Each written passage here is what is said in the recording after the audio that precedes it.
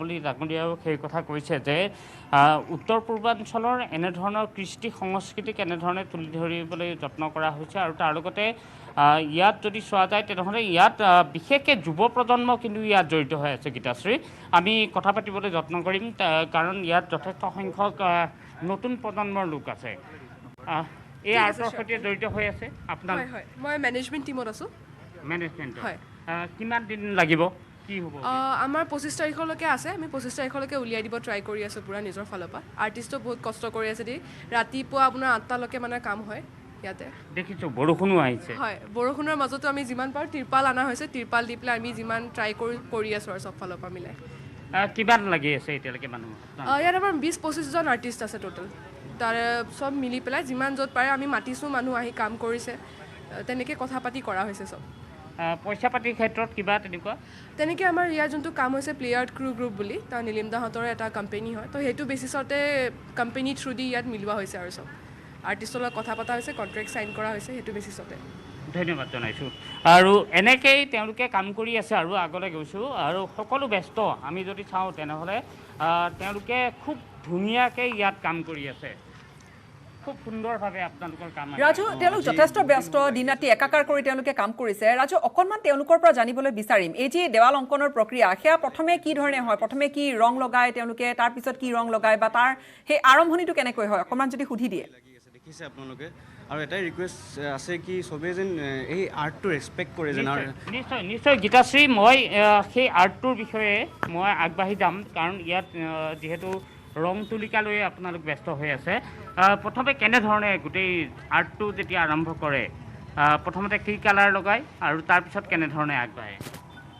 যিটো বেছ কালাৰ সেইটো আগে লগাওঁ তাৰপিছত এটা এটাকৈ আগবাঢ়ি যাওঁ আৰু ডাৰ্কৰ পৰা লাইটলৈ গুচি যাওঁ আৰু যদি আকৌ কাৰেকশ্যন কৰিবলগীয়া হয় আকৌ অলপ চলপ ডাৰ্ক দি দিওঁ কিমান দিন হ'ল কাম কৰা মই লাষ্ট 6-7 দিনৰ পৰা কৰি আছোঁ আমাৰ টীমটোৱে লাষ্ট 15-20 দিনমান হ'ল আৰু 15-20 দিন আৰু এবাৰ যদি প্ৰভাত সিং আছে হাতৰ ৰং দেখুৱাইছোঁ যে ৰং এনেকুৱা ধৰণৰ ৰং লাগিছে হয় ভাল লাগিছে এইবোৰ কৰোঁতে লাগিছে ইফালে ইফালে আৰু কালাৰবোৰ লাগি গৈছে কাপোৰৰ পৰা লাগিছে ব্ৰাছৰ পৰা লাগিছে কিন্তু আনন্দও আছে আনন্দ আছে ভাল লাগে মইতো ঘৰলৈ গ'লে হাতখনেই নুধুওঁ এনেকৈ গুচি যাওঁ মই ঘৰত যাই পেলাই হাতখন ধুওঁ ক'ত ঘৰ নাৰেংগী আৰু ইফালে মোৰ পাঞ্জাবাৰী হয় কেনেকুৱা লাগে আৰ্ট কৰি বহুত ভাল লাগে আৰু এনেকুৱা এটা ডাঙৰ কাম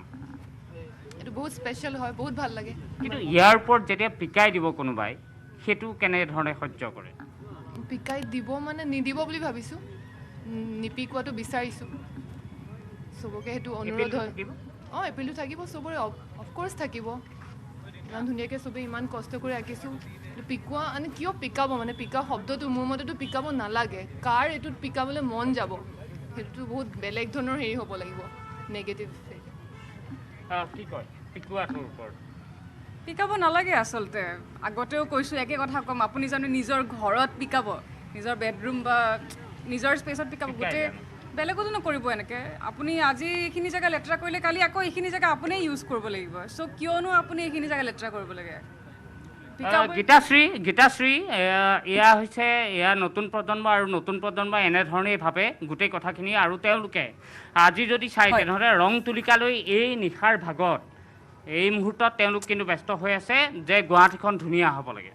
গুৱাহাটী ধুনীয়া হ'ব লাগে সৌন্দৰ্য বৰ্ধনৰ কামত তেওঁলোক গতি হৈ আছে ৰাজু বৰুৱা আপোনাৰ ওচৰলৈ পুনৰবাৰ আহিম দিলীপ তামুলী ডাঙৰীয়া মই আপোনাক এটা প্ৰশ্ন সুধিবলৈ বিচাৰিম এই প্ৰক্ৰিয়াটোৰ কথা তেওঁলোকে ক'লে যে বেছ কালাৰটো প্ৰথমে লগাই লয় কিয়নো এখন কাগজ এখনত এটা ছবি অঁকা এখন কেনভাছত এটা ছবি অঁকা আৰু এখন দেৱালত এনেকৈ ৰং ব্যৱহাৰ কৰি ছবি অঁকাৰ এটা বিৰাট ডাঙৰ পাৰ্থক্য এটা আছে কাৰণ কিয় মই জানো যে মই A4 সাইজৰ পেপাৰ এখনত যি ধৰণে আঁকিম মানুহৰ ফিগাৰ এটা সেইটো গৈ ৱালখনত নহ'বগৈও পাৰে আৰু হ'লে খুব মাপ জুখি মাকি কৰিব লাগিব কেনেকৈ কৰে প্ৰক্ৰিয়াটো গোটেই বস্তুটো হৈছে প্ৰথম সাৰফেচ প্ৰিপাৰেশ্যন বুলি কয় সেইটো যিটো মানে হাৰ্ড সাৰফেচত যেতিয়া মানুহে কাম কৰে তেতিয়া সাৰফেচটো প্ৰিপাৰেশ্যন কৰিবলৈ এটা স্মুথ সাৰফেচ ক্ৰিয়েট কৰিব লাগিব তাৰ কাৰণে ৱাটাৰপ্ৰুফ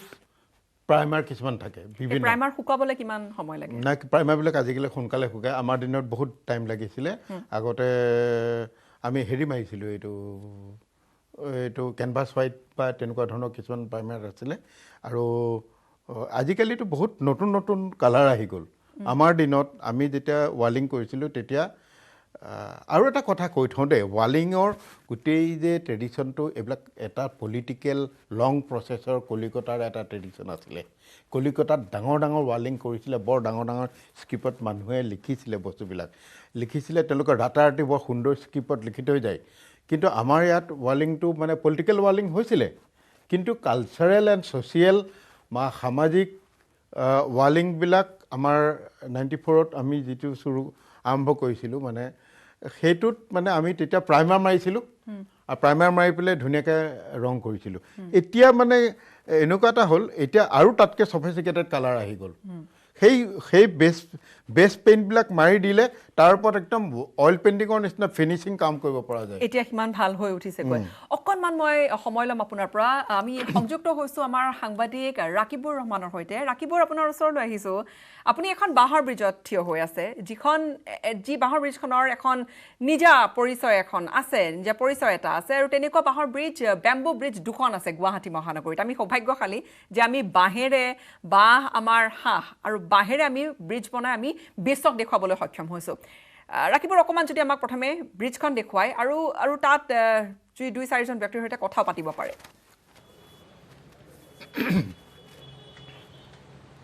হয় গীতাশ্ৰী নিশ্চয়কৈ ক'ব লাগিব যে আপুনি ইতিমধ্যে যিহেতু উল্লেখ কৰিছে যে সমগ্ৰ দেশৰ লগতে বিশ্ব হয়তো এটা উদাহৰণ যে যি বাঁহৰ যি ফুট অভাৰ ব্ৰিজ এয়া গুৱাহাটী মহানগৰীত অসমত এতিয়া বৰ্তমান আছে আৰু এই যি বাঁহৰ ব্ৰিজখনৰ যি সৌন্দৰ্য মই আপোনালোকক দেখাব চেষ্টা কৰিছোঁ এই যি সৌন্দৰ্য যথেষ্ট সুন্দৰকৈ তৈয়াৰ কৰি নিৰ্মাণ কৰি উঠোৱা হৈছে আৰু বিগত যি আগষ্ট মাহত এই বাঁহৰ ব্ৰিজখন মই যিহেতু বৰ্তমান উপস্থিত আছোঁ গুৱাহাটী মহানগৰীৰ যি পাণবজাৰ স্থিত শুক্লেশ্বৰ মন্দিৰৰ সমীপৰ এই ফুট অভাৰ ব্ৰিজখনত আৰু ইয়াত দেখা গৈছে যে অতি সুন্দৰভাৱে এই যি বাঁহৰ ব্ৰিজখন যথেষ্ট তৈয়াৰ কৰি উঠোৱা হৈছে আৰু ইয়াত যিহেতু যি এই ব্ৰিজখনৰ যি এটা দল আছিল সেই দলটো হৈছে আপোনাৰ আৰবান বেম্বো যি কেন and bamboo chain management limited যিটো এটা দলে তেওঁলোকে তৈয়াৰ কৰিছিল আৰু যাৰ মুখ্য যি আৰ্কিটেক্ট আছিল তেওঁ আছিল কমেশ চালাম আৰু তেওঁৰ লগতে সহযোগ কৰিছিল আৰ্কিটেক্ট অমিত প্ৰিয়ম বল্লভ গোস্বামীয়ে আৰু তেওঁ সমগ্ৰ এই ব্ৰিজখন তেওঁলোকে ডিজাইন কৰি উলিয়াইছিলে আৰু এই ডিজাইন কৰা ব্ৰিজখনত তেওঁলোকে এবিধ বিশেষ বাঁহ যি মণিপুৰী বাঁহ ক'ব লাগিব এই মণিপুৰী বাঁহৰ নাম হৈছে কনিকিয়াছ বুলি কৈছে তেওঁলোকে উল্লেখ কৰিছিল নিউজ 18 অসম নৰ্থ ইষ্টৰ সৈতে পূৰ্বতে তেওঁলোকৰ এটা সাক্ষাৎকাৰ হৈছিল আৰু সাক্ষাৎকাৰ তেওঁলোকে উল্লেখ কৰিছিল যে এই কনিকিয়াছ যি বাঁহ আছে বাঁহৰ জৰিয়তে এই ব্ৰিজখন তেওঁলোকে নিৰ্মাণ কৰি উলিয়াইছিল আৰু ইয়াত ভলুকা বাঁহৰো কিছু সংযোগ কৰা হৈছে ভলুকা বাঁহো সংযোগ কৰা হৈছে যাতে এই যি ফুট অভাৰ ব্ৰিজখন দলংখন আছে এই দলংখন যাতে শক্তিশালী হয় আৰু তেওঁলোকে উল্লেখ কৰিছিল যে যিহেতু বৰ্তমান আপুনি যিহেতু উল্লেখ কৰিছে বাঁহে যিহেতু হাঁহ গতিকে অসমীয়া সংস্কৃতিত বাঁহৰ যথেষ্ট গুৰুত্ব আছে আৰু অসমীয়া যি ইয়াত এটা তেওঁলোকে বিষয়ৰ কথা কৈছিল যিহেতু কৈছিল আৰবান ফ'কল'ৰ যিটো নগৰীয়া লোক সংস্কৃতিৰ কথা তেওঁলোকে উল্লেখ কৰিছিল আৰু এই নগৰীয়া লোক সংস্কৃতিৰ জৰিয়তে তেওঁলোকে গুৱাহাটী মহানগৰীখনৰ লগতে অসমক ৰাষ্ট্ৰীয় তথা আন্তঃৰাষ্ট্ৰীয় পৰ্যায়ত তেওঁলোকে প্ৰভাৱ বিস্তাৰ কৰিবলৈ তেওঁলোকে জিলিকাই তুলিবলৈ কাৰণে তেওঁলোকে এক চেষ্টা অব্যাহত ৰাখিছিল ৰাকিবুৰ আপুনি কথা পাতিছিল সেই গোটেই টিমটোৰ সৈতে কিন্তু সাধাৰণতে আমি যদি বাঁহেৰে কিবা এটা বনাবলৈ যাওঁ বাঁহৰ এটা টাইম পিৰিয়ড এটা থাকে বা বাঁহডাল তাৰপিছত পচিবলৈ আৰম্ভ কৰিব তেনেকুৱা আমি জানো যে সচৰাচৰ বাঁহৰ ঘৰটোৱে হওক বা বাঁহৰ খুঁটাকেইটাই আমি সলনি কৰিবলগীয়া হয় কিন্তু এয়া ব্ৰিজ এখন বাঁহেৰে বনাই তোলাটো সেয়া যিখন ব্ৰিজৰ ওপৰেৰে মানুহ অহা যোৱা কৰিব সেয়া এটা সহজ একেবাৰে কথা নহয় নিশ্চয়কৈ এই বাঁহবিধ কিছু বেলেগ ধৰণে এই বাঁহক ট্ৰিটমেণ্ট দিয়া হৈছে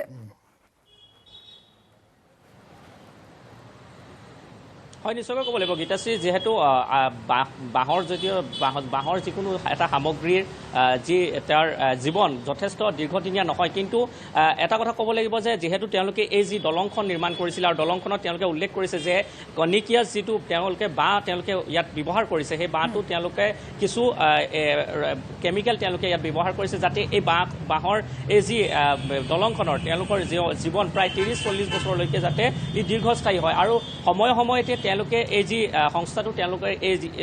কাৰ্যৰ লগত জড়িত আছিল তেওঁলোকে সময়ে সময়ে এই ব্ৰিজখনৰ এই দলংখনৰ তেওঁলোকে বিভিন্ন যি পৰিদৰ্শন তেওঁলোকে চোৱা চিতা তেওঁলোকে সময়ে সময়ে কৰি থাকিব আৰু ইয়াত যিহেতু তেওঁলোকে এটা কথা উল্লেখ কৰিছে মই কিছু বাঁহৰ ইয়াৰ ওপৰত কিছু ৰং আৰু ইয়াত যিহেতু কেমিকেল ব্যৱহাৰ কৰা হৈছে কেমিকেলক কিছু দেখাব বিচাৰিছোঁ যাতে এইসমূহ কেমিকেলৰ জৰিয়তে আচলতে এই ব্ৰিজখনক দীৰ্ঘ জীৱন এটা দিবলৈ তেওঁলোকে চেষ্টা কৰিছিল আৰু বৰ্তমানে তেওঁলোকে সেই যিহেতু কেমিকেল ইয়াত ব্যৱহাৰ কৰা হৈছে আমি আশা ৰাখিছোঁ যে গুৱাহাটী মহানগৰীত যিহেতু খানাপাৰাতো এখন আছে আৰু বৰ্তমান পাণবজাৰতো এনেকুৱা এখন ব্ৰিজ এতিয়ালৈকে বৰ্তমান নিৰ্মাণ কৰি তোলা হৈছে আৰু ইয়াৰ ওপৰেদি দৈনন্দিন হাজাৰ হাজাৰ লোক তেওঁলোকে ইয়াৰ ওপৰেদি পাৰ হৈ যায় ইয়াৰ ওপৰেদি খোজকাঢ়ি যায় আৰু এই যি বাঁহৰ যি হেতুখন আছে হেতুখনৰ তেওঁলোকে সৌন্দৰ্য উপভোগ কৰে গুৱাহাটী মহানগৰীৰ সৌন্দৰ্য উপভোগ কৰে গীতাশ্ৰী বেয়া নকৰাকৈ লেতেৰা নকৰাকৈ যাতে উপভোগ কৰে সেয়া সকলোৰে আহ্বান থাকিব ধন্যবাদ ৰাকিবৰ আমাক কিছু পৰিৱেশ আপুনি দেখুৱালে লগতে এটা স্ক্ৰু পৰ্যন্ত ফিট কৰা হৈছে বাঁহত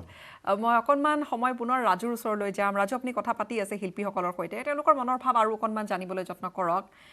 তেওঁলোকৰ থিম তেওঁলোকক দি দিয়া হয় নে নিজে এগৰাকী প্ৰথমে তেওঁলোকে থিমবোৰ কেনেকৈ বাছি লয় নে প্ৰজেক্টটোত তেওঁলোকে থিমবোৰ হিচাপ কৰি লয় যে এই তিনিগৰাকীয়ে এইখিনি চিত্ৰ আঁকিব আন তিনিগৰাকীয়ে এইখিনি চিত্ৰ আঁকিব গুড গীতাশ্ৰী চাওক তেওঁলোকক কিছু বিশেষ তেওঁলোকক দি দিয়া হয় তেনেকুৱা ধৰণে মই এই মুহূৰ্তত দেখুৱাব বিচাৰিম আপোনাৰ নাম কুইনজি তালুকদাৰ কুইনজি তালুকদাৰ আৰু কুইনজি তালুকদাৰে তেওঁৰ হাতত এনেকুৱা ধৰণৰ এখন মোবাইলত ফটো দিয়া হৈছে এই ফটোখনৰ পৰা তেওঁ আঁকিব লাগে গতিকে তেওঁ সেই অঁকাৰ যিটো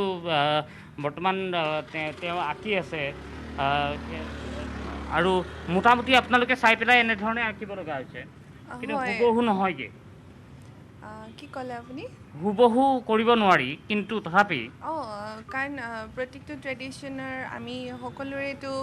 মনত নাথাকে নহয় আমি ৰেফাৰেঞ্চ এটা চাবলগীয়া হয় সেই ৰেফাৰেঞ্চটোৰ মতে আমি কৰোঁ অ'কে আপুনি কিমান দিন ধৰি কৰি আছে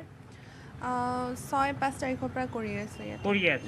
কণ্টিনিউ ইফালে সৃষ্টি আছে আমি সৃষ্টিৰ সৈতেও কথা পাতিম আমি সৃষ্টিৰ সৈতে প্ৰথমতেও কথা পাতিছিলোঁ সৃষ্টি কেনেকুৱা ভালে চলি আছে চবেই কৰি আছে নিজৰ যিমান সোনকালে পাৰোঁ উলিয়াই দিবলৈ কাৰণে চেষ্টা কৰি আছে ভালকৈ চলি আছে সকলো লাগি আছে যথেষ্ট হয় বহুতখিনি মানুহ আছে ইয়াতে এতিয়াতো আগতে আমি 20জনমান আছিলোঁ এতিয়াতো এজন দুজনকৈ আৰু মানুহ আহিছে আমাক জইন কৰিছে তে চবেই নিজৰ মানে ভাগে ভাগে লাগি আছে গীতাশ্ৰীয়ে জানিব বিচাৰিছে যে কনচেপ্টটো কেনেকৈ ধৰণে দিয়া হয় তোমালোকে নিজেই আঁকা নে তোমালোকক এটা কনচেপ্ট দিয়া হয় নহয় একচুৱেলি এইটো যেনেকৈ আগতে কোৱা হৈছিলে এইটো আমি 4টা ৱালত গোটেই ব্ৰিজটো ডিভাইড কৰিছোঁ এপিনেৰে আহিলে আপুনি ৰাইট ছাইডে এইখন ৱালত গোটেই মানে অসমৰ যিমান ট্ৰাইবছ আছে চব পাব 33টা নে 31টা আছে মই খুব চিয়'ৰ নহয় কিন্তু সিমানখিনিমান ট্ৰাইবছ আমি দেখুৱাবলৈ কাৰণে ট্ৰাই কৰিছোঁ এটা দুটা ক'ৰবাত থাকি যাব পাৰে সেইটো যাতে পিছতকৈ ভুল নধৰে আৰু তাৰপিছত আপোনাৰ বাওঁফালে পাব আপুনি ভাৰতৰ ৰাজ্যসমূহৰ এটা মানে আইডিয়া দিবলৈ কাৰণে ট্ৰাই কৰিছোঁ তাৰপিছত আপোনাৰ এইটো বেলতলা ফালে যোনটো গৈছে তাতে আপুনি পাব অসমৰ মানে বিভিন্ন ধৰণৰ যোনটো আৰ্কিটেকচাৰেল হেৰিটেজ যোনটো আগৰ পুৰণি কালৰ পৰা মানে এতিয়া ৰংঘৰ কাৰেংঘৰ চব পোৱা যাব হয় আৰু তাতছেও বেছি আপুনি পাব দেখিবলৈ কাৰণে আৰু এটা লাষ্ট যোনটো ৱাল আছে বাকী তাতে আপুনি অসমৰ ৱাইল্ড লাইফখিনি আছে আৰু এইবোৰ পিকচাৰ্ছ মানে ধৰক আমি কেনেকৈ ক'ম ৰেফাৰেঞ্চ হিচাপে কিছুমান ফটো ইউজ কৰোঁ চব আহি যায় এতিয়া আমি মানুহ কেতিয়াবা ৰেফাৰেঞ্চ হিচাপে জাষ্ট আউটলাইনটোৰ কাৰণে কেতিয়াবা ইউজ কৰোঁ কেতিয়াবা মানে এনেকুৱাও আৰ্টিষ্ট আছে যোনে